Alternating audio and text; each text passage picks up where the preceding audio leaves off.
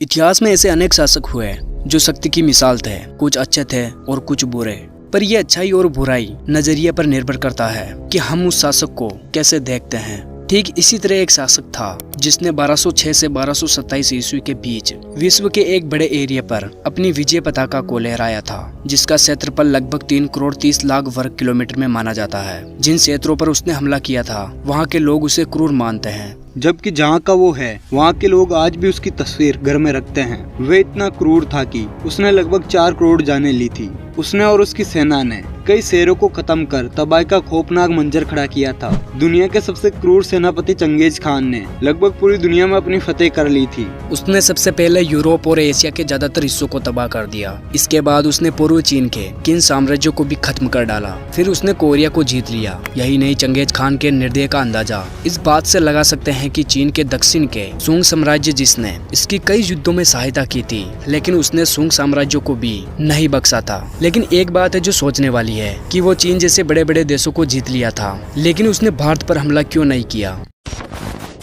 Genghis Khan का इतिहास। Genghis Khan का असली नाम तिमुचिन था। उसका जन्म मंगोलिया के एक खानाबदोश कबीले में हुआ था। जब तिमुचिन की आयु सिर्फ 11 वर्ष की थी तब उसके पिता को तरतार जनजाति के लोगों ने जहर देकर मार डाला था। उसके पिता के जाने के बाद वो, उसकी माँ और उसके 6 भाई बच गए थे, जिनकी जान के ऊपर खतरा था। इसलिए उन्हें बचाने के लिए वो दूसरे कबीलों में चला गया। चंगेज खान बचपन में बहुत गुस्सैल था। उसने बचपन में अपने सौतेले भाई की जान ले ली थी, केवल इसलिए क्योंकि उसने उसका खाना चुरा कर खा लिया था। चंगेज खान का विवाह बोरता खातून नाम की एक लड़की से हुआ। उस समय चंगेज खान की एज 16 साल और बोरता की एज 17 साल थी। शादी के कुछ समय बाद ही एक विरोधी कबीले ने उनके ऊपर हमला कर दिया। इस हमले में वो उसके भाई और माँ को निकालने में कामयाब रहे, लेकिन उस कबीले के लोगों ने उसकी पत्नी का अपहरण कर लिया। असल में चंगेज खान के पिता ने एक विरोधी कबीले की लड़की को भगाकर उससे विवाह किया था, जिसका बदला लेने के लिए उस कबीले वालों ने चंगेज खान की पत्नी को उठा लिया। चंगेज खान ने 8 महीनों तक पीछा करके अपने साथियों के साथ बोरता को छुड़ा लिया। उसे छुड़वाने के कुछ समय बाद ही उसने एक बेटे को जन्म दिया, जिसका नाम जोची था। चंगेज खान ने इसके बाद बहुत सी जनजातियों के साथ मेलजोल बढ़ाया और उसके पिता की हत्या करने वाले तरतारों को खत्म कर दिया। चंगेज खान की ताकत लगातार बढ़ती जा रही थी, जिसे देखकर बहुत सी दूसरी जनजातियां उसके विरोध में खड़ी हो गई और चंगेज खान ने विरोध करने वाली हर एक आवाज को दबा दिया। चंगेज खान का विक्ट्री कैंपेन। इतिहास के अनुसार चंगेज खान को दुनिया को फतेह करने का अपना विजय अभियान बहुत देरी से शुरू किया था। अगर उसने ये विजय अभियान जल्दी शुरू किया होता तो वो पूरी दुनिया को जीत सकता था। चंगेज खान की उम्र 51 साल हुई तो उसने दुनिया का सबसे बड़ा एम्पायर खड़ा कर दिया था, जो कि इंग्लैंड की महारानी के एम्पायर से थोड़ा बहुत ही छोटा था। 1206 तक उसने लगभग पूरे मंगोलिया पर अपना अधिकार कर लिया था। उसके बाद चंगेज खान 1215 में चीन की जीन डायनेस्टिक के खिलाफ कैंपेन छेड़ दिया और उसकी राजधानी जोंगडू यानी कि आज के बीजिंग पर उसने अधिकार कर लिया। चंगेज खान की महत्वाकांक्षा बढ़ती जा रही थी और अब वो मध्य एशिया के ओर बढ़ने लगता है और आज के ईरान को 1219 ईस्वी में उसने कब्जे में ले लिया। ईरान को हराने के लिए उसने अपनी स्पेशल स्ट्रेटेजी का सहारा लिया। वो ईरान के साथ अपनी पहली जंग को जानबूझकर हार गया, जिससे ईरान को ये यकीन हो गया कि उसके सैनिक उसे हरा सकते हैं। दूसरी बार उसने दूसरी दिशा से हमला किया, जिसकी ईरान को बिल्कुल भी उम्मीद नहीं थी। उसने उन क्षेत्रों में इतनी बर्बादी फैलाई की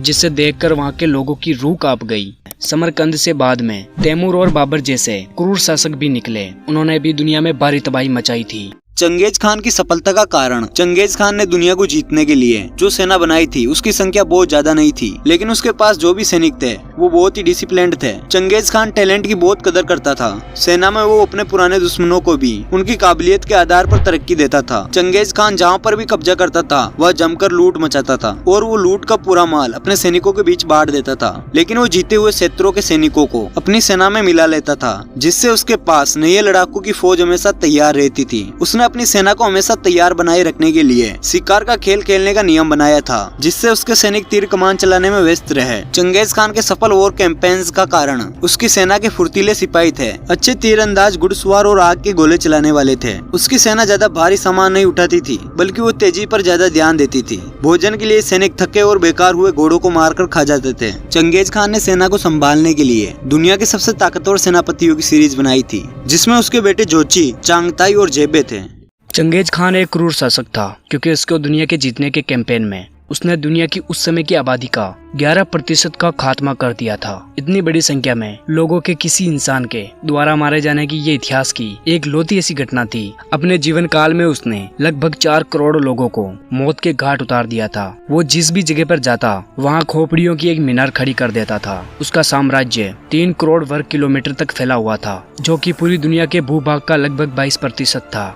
चंगेज खान का धर्म। चंगेज खान के धर्म को लेकर बहुत ही कंफ्यूजन रहता है, क्योंकि लोग उसके सरनेम की वजह से उसे मुसलमान मानते हैं, लेकिन चंगेज खान मुसलमान नहीं था। चंगेज नाम के साथ खान लगा होने से लोग ये मानते कि वो मुसलमान था, जबकि ऐसा नहीं है। चंगेज खान का असली नाम तेमुजीन था। चंगेज खान ने अपनी कुशलता से शुरू से अपने कबीले में अच्छा खासा प्रभाव बना लिया था। मुगलों की सभा ने उसे अपना सरदार घोषित कर दिया और उसे कागान की उपाधि दी। मंगोल सेना में सेना के सरदार या कागान की उपाधि पाने वाले को खान कहा जाता था। कागान का अर्थ होता है सम्राट या सरदार। चंगेज नाम उसे बाद में मिला जब कई कबीलों में उसकी अधीनता स्वीकार कर ली और पृथ्वी का सबसे बड़ा क्षेत्र उसके कब्जे में आ गया। तब उसे मंगोल कबीले के लोगों ने चंगेज नाम से नवाजा, जिसका अर्थ था विश्व समुद्रम तेमुजीन। अब चंगेज खान बन चुका था, जिसका मतलब होता विश्व सम्राट। चंगेज खान की कई पत्नियां थी। इतिहासकारों के अनुसार चंगेज खान हजारों का नहीं तो कम से कम सैकड़ों बच्चों का बाप था। रूस की एक अकेडमी ने मंगोलिया की सीमाई क्षेत्र में रहने वाली जनसंख्या के टिश्युओं के नमूनों की जांच में पाया कि आज भी चंगेज खान के 1.5 करोड़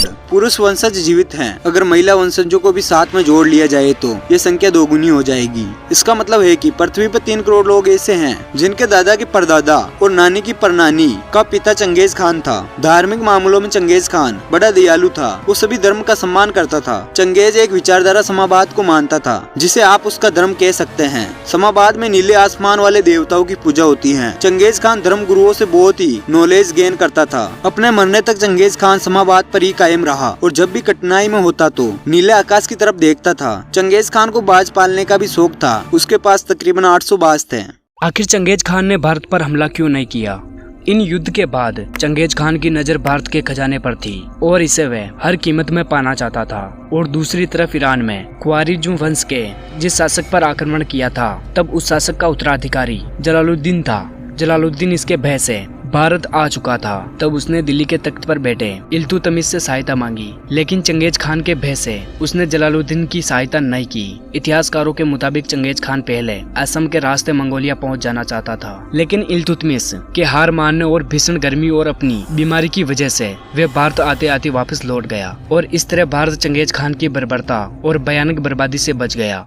चंगेज खान की मृत्यु। दुनिया का सबसे खौफनाक शासक चंगेज खान की 1227 ईस्वी में मृत्यु हो गई और उसकी मृत्यु को लेकर इतिहासकारों का अलग अलग कहना है। कुछ इतिहासकारों का कहना है कि चंगेज खान की मृत्यु घोड़े से गिरने की वजह से हुई थी। वही चंगेज खान के बारे में ऐसा भी कहा जाता है कि वे चाहते थे कि मरने के बाद किसी को उसकी कब्र के बारे में पता नहीं चले, इसलिए उसकी इस इच्छा को पूरा करने के लिए उसके शव को दफनाने गए सभी सैनिकों को मार दिया गया था। चंगेज खान की मौत के बाद उसका बेटा ओंगताई उसका उत्तराधिकारी बना, जो कि चंगेज खान के विपरीत एक शांति प्रिय और दयालु शासक था। वही उसकी मौत के कई सालों बाद भी मंगोल साम्राज्य का शासन रहा। इस तरह चंगेज खान इतिहास में सबसे जालिम, क्रूर और निर्दयी शासक के रूप में मशहूर हुआ, जिसने दुनिया के कई हिस्सों में अपना साम्राज्य स्थापित किया था और कई बड़े शहरों को तहस नहस कर एक बड़ी आबादी का सफाया किया था और तबाही और मौत का भयानक मंजर खड़ा किया था।